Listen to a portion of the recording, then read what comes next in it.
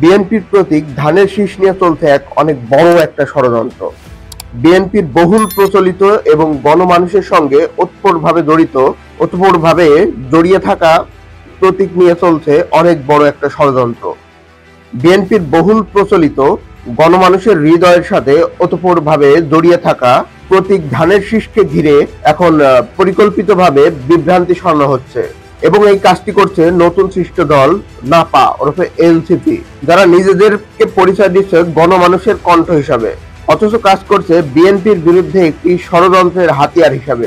আমরা যারা সচেতন নাগরিক তারা জানি বিএনপির ধানের শীষ প্রতীক দেখতে অনেকটা মাঠে দেখা বাস্তব ধানের মতো একগুচ্ছ শীষ।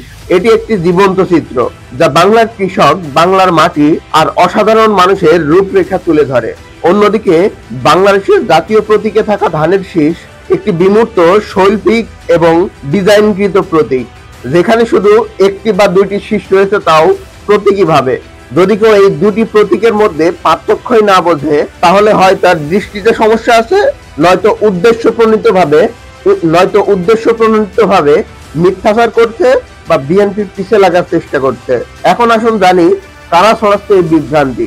এই কাজটি করছে নতুন গজে ওঠা পার্টি এনসিপি, একটি নতুন দল যারা নিজেদের পরিচয় দিচ্ছে তারা গণমানুষের বন্ধু হিসাবে। কিন্তু এখন দেখা যাচ্ছে এটির মূল উদ্দেশ্যই হয়ে দাঁড়িয়েছে যে বিএনপি ঠেকাও, যেভাবে হোক বিএনপি ঠেকাইতে হবে। অন্য যে কেউ যা হয়ে যায় যাক, কিন্তু বিএনপিকে আগে ঠেকাইতে হবে। তারা চাইছে শাপলা প্রতীক, যেটি আমাদের জাতীয় প্রতীক। এখন অনেকেই বলবেন যে শাপলা প্রতীক তারা চাইছে, তো তাদের দিতে কি সমস্যা? আসলে এই শাপলা প্রতীকটাই আরো একটি দল, নাগরিক ঐক্য নামে আরো একটি দল চেয়েছে। তারা প্রথমে চেয়েছিল এই শাপলা প্রতীকটা, পরবর্তীতে তাদের কেটলি দেওয়া হয়েছে এবং পরে তারা আবার আবেদন করেছে যে আমরা কেটলি নিব না, আমরা শাপলা প্রতীক নিব। তো এটা নিয়ে নির্বাচন কমিশনে চলছে, দুইটা দলই চাই যে শাপলা প্রতীক নিতে। এখন নির্বাচন কমিশন সিদ্ধান্ত নিয়েছে যে কাউকে শাপলা প্রতীক দেওয়া হবে না, বা নির্বাচন কমিশনের যে গেজেট প্রতীক থাকে সেখানে শাপলা প্রতীক রাখা হবে না।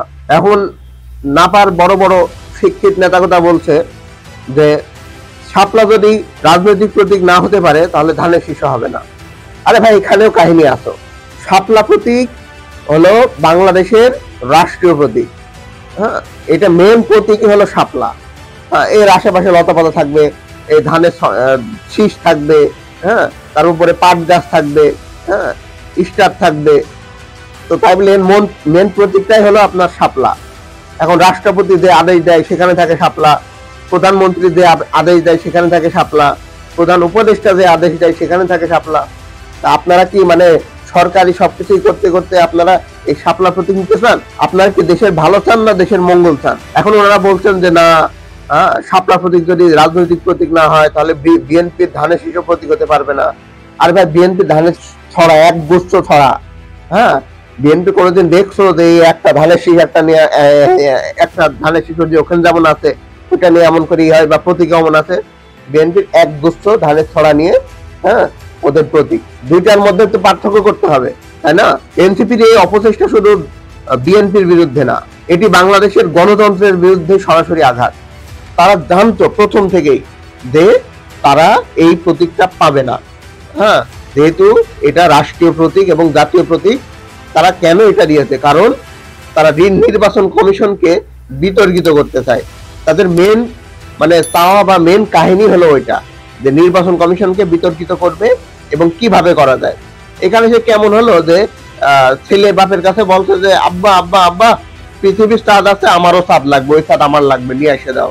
যদি না নিয়ে এসে দাও তাহলে আব্বা খারাপ। তো এরা নির্বাচন কমিশনকে খারাপ বানানোর জন্য যে কিভাবে কি করতে হবে, মানুষের কাছে বিতর্কিত করা যায়, এরা সেগুলোর পিছনে লাগছে।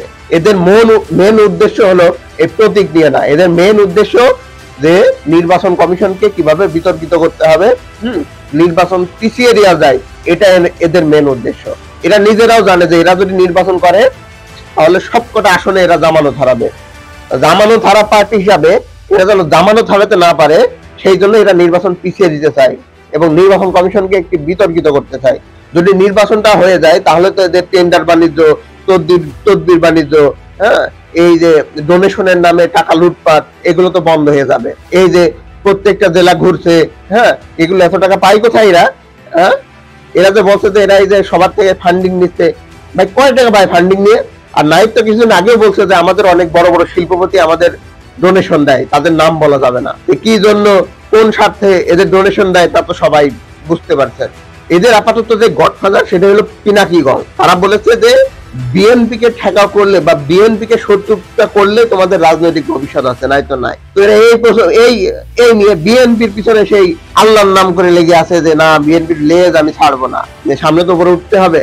এরা জুলাইয়ের গণ অভ্যুত্থানকে বিক্রি করার চেষ্টা করছে। পরিশেষে কয়েকদিন আগে আমরা দেখলাম যে আবরার ফাহাদকে নিয়েও এরা রাজনীতি করতে ছাড়েনি। এই আবরার ফাহাদকে আপনাদের দুর্নীতি, হ্যাঁ আপনাদের এই যে টেন্ডার বাণিজ্য, নিয়োগ বাণিজ্য, এই জন্য জীবন দিচ্ছে। আপনারা বিএনপির পিছনে সে উঠে পড়ে লাগছেন, বিএনপির পিছনে অনেকে উঠে পড়ে লাগছে, কেউ কিছু করতে পারে না, আপনারাও পারবেন না। আপনাদের মেন ষড়যন্ত্র হলো নির্বাচনকে পিছিয়ে দেওয়া, যাতে আরো কিছু সময় ক্ষমতা ভোগ করতে পারেন। এমনি নির্বাচনে দাঁড়ালে তো আপনারা মানে মেম্বারও হইতে পারবেন না। আর ভাই মেম্বার তো বাদ দিলাম, যদি এমনি নির্বাচন করেন আপনারা কোনো বাস ট্রাক মালিক সমিতির একটা সদস্য হতে পারবেন না। সব জায়গায় আপনাদের জামানত বাজেয়াপ্ত হবে। এদের সব কথার এক কথা, এরা চায় যে নির্বাচন যাতে তাড়াতাড়ি না হয়, যাতে বেশি সময় নির্বাচনকে দেরি করিয়ে এরা এদের আখেরি গুছিয়ে দিতে পারে। ধন্যবাদ সবাইকে।